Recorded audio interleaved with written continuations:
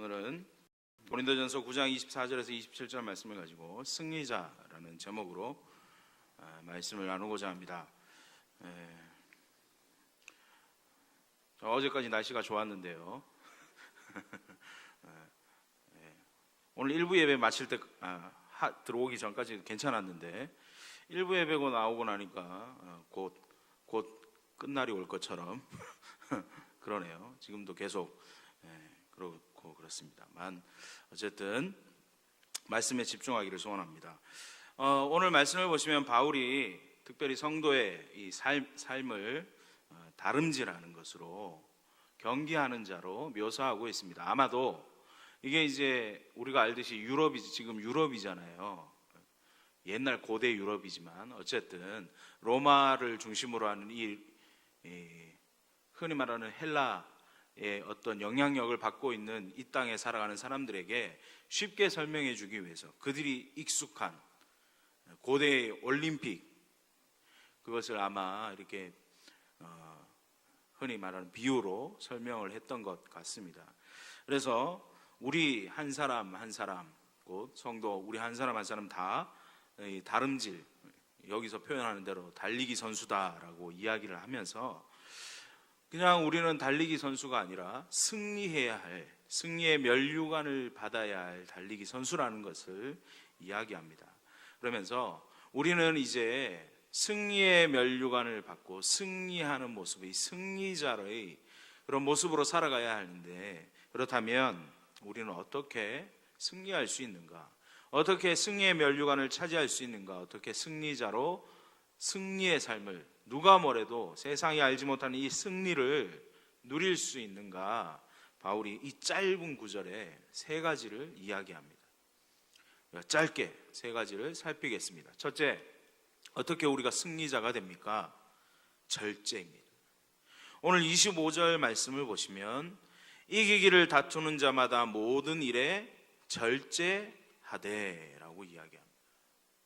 우리가 잘 아는 대로 운동선수들은요 절제합니다. 절제하지 않는 운동선수는 없어요. 우리가 보기에 절제하지 않은 것 같은데 그들은 다 절제하는 겁니다.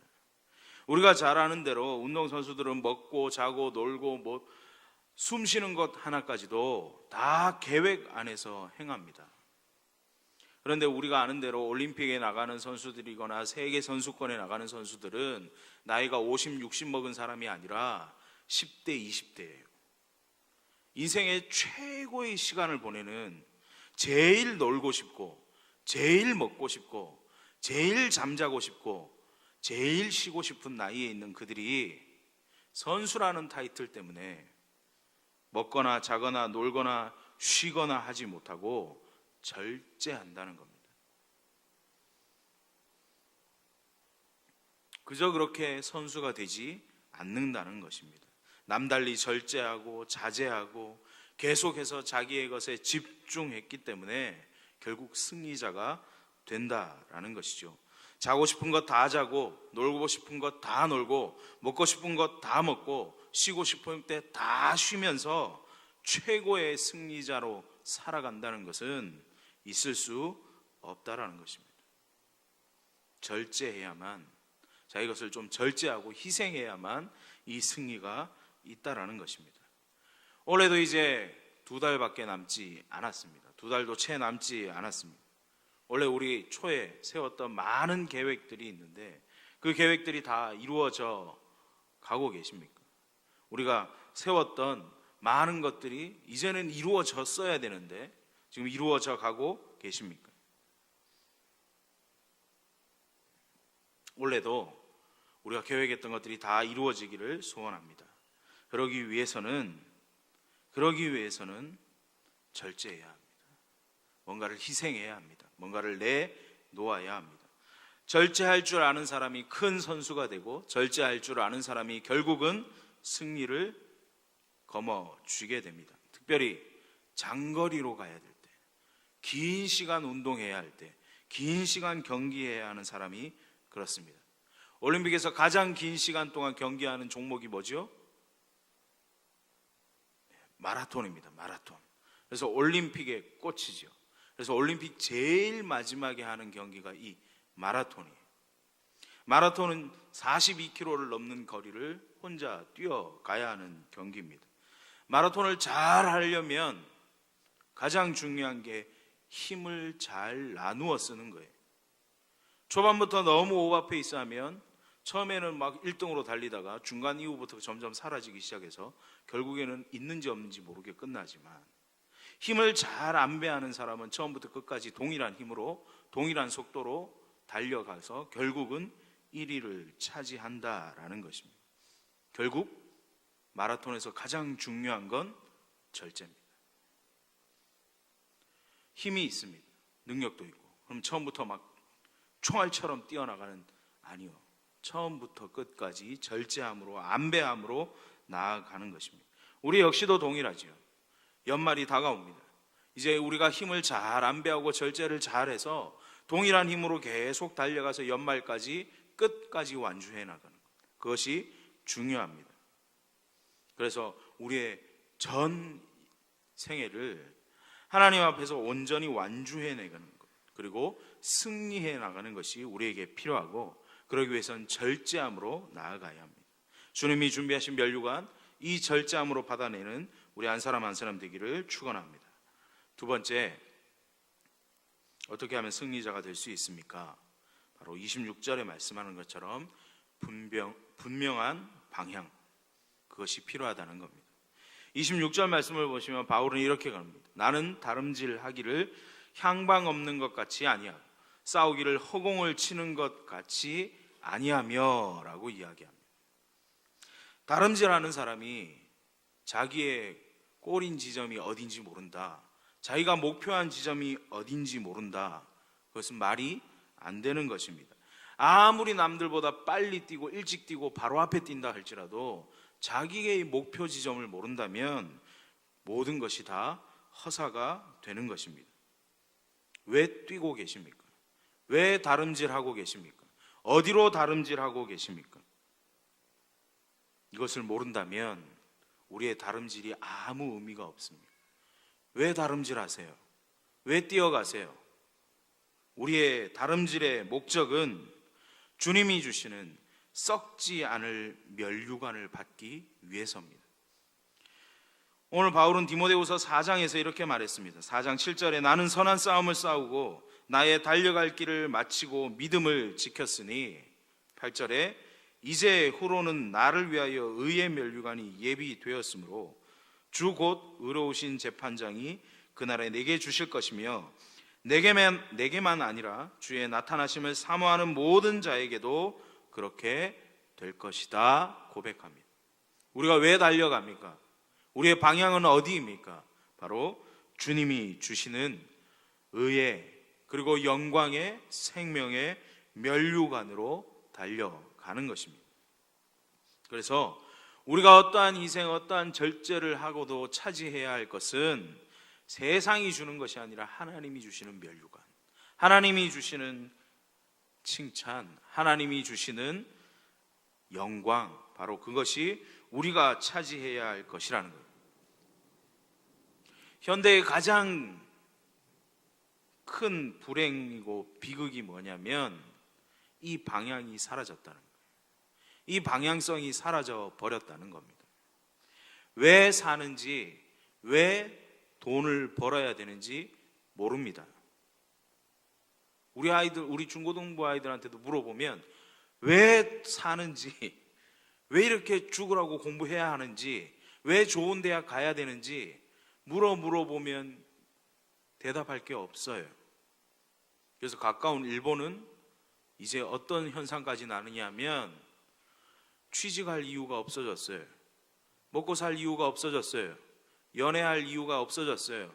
결혼할 이유도 사라졌어요. 그냥 나 하루하루 먹고 살고 내가 하고 싶은 것 하고 사는 게 목표가 되어버렸어요. 그런 사람들을 흔히 말해서 초식남이라고 불러요. 초식이라고, 초식. 육식을 안 한다고. 그냥 편하게 풀 뜯어 먹는 거예요. 결혼도 안 해. 직장도 안 얻어. 집도 안 사. 집을 어디서 사느냐? 일본 애들 그 다다미 방에 그 뭐죠? 그 이불장 같은데, 한 평도 안 되는 이불장 같은데 살아요. 아르바이트 하면서 100여만 원 벌면서 그렇게 살아요. 왜? 목표가 없으니까요. 내가 죽으라고 내 모든 것을 희생하고 달려가자 갈 데가 없다는 거예요. 목표가 없어져 버렸어요. 그러니 다 맹목적이에요. 아무 의미가 없으니 살 재미가 없어요. 그러나 우리는 절대 그럴 수 없습니다. 우리의 다름질에는 분명한 목표가 있습니다. 바로 주님이 주시는 면류관이에요. 주님이 주시는 의의 면류관입니다. 소망과 기대를 갖고 끝까지 달려가기를 소원합니다. 바울이 분명하게 말씀했어요. 나에게만 주시는 것이 아니라 이 길을 달려가는 모든 자에게, 주님을 소망하며 달려가는 모든 자에게, 주님을 소망하며 이 믿음을 끝까지 지킨 모든 자에게 의의 생명의 면류관이 있을 것이다. 우리 모두가 이 생명의 면류관 붙들고 나아가는 우리 모두가 되기를 소원합니다. 마지막 세 번째입니다.